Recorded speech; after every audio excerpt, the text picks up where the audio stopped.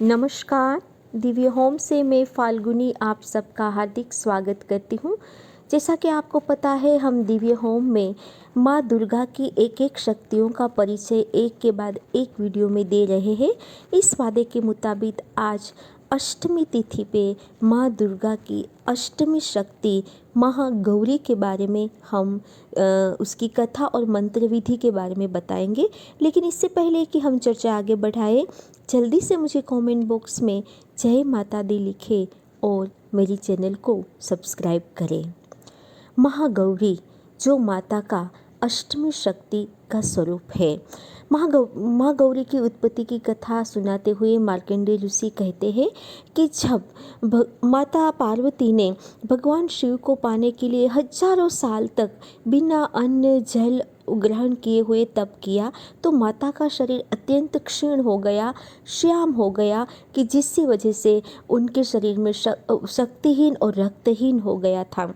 बाद में भगवान शंकर ने उसे वरदान दिया और गंगा जल इसके शरीर के ऊपर छिड़क दिया। जैसे ही वे गंगा जल छिड़कते थे, वैसे ही उनका शरीर अत्यंत गौरवर्ण और तेजस्वी हो गया था। इसीलिए इसे महागौरी कहते हैं।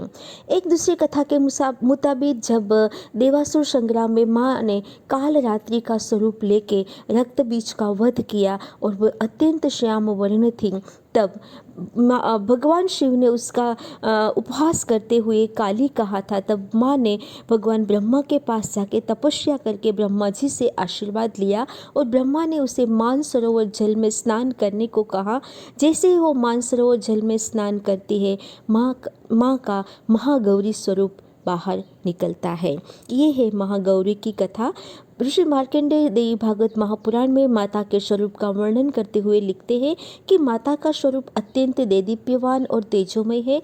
वो श्वेत वर्ण की है, उसने श्वेत वस्त्र धारण किए हैं, वो श्वेत बैल पर सवार है तथा उसके चारों हाथों में अभय मुद्रा, त्रिशूल और भगवान का डमरू जो भी उनके हाथ में है, इसीलिए उसे शिवा भी कहा जाता है। साधक मस्तक मध्य में महागौरी का ध्यान करते हुए साधना कर सकता है। महागौरी की जो शक्ति है, इसका आध्यात्मिक भाव है। हमें सुख, समृद्धि, ऐश्वर्य प्राप्त होने के बावजूद भी हमें ईश्वर की भक्ति में लीन होना चाहिए। ईश्वरमय होके हमारे जीवन को जीना चाहिए, यही उसका आध्यात्मिक भाव है। माँ गौरी का मंत्र बिल्कुल सरल है। ओम ऐं ह्रीं क्लीं महागौरे नमः।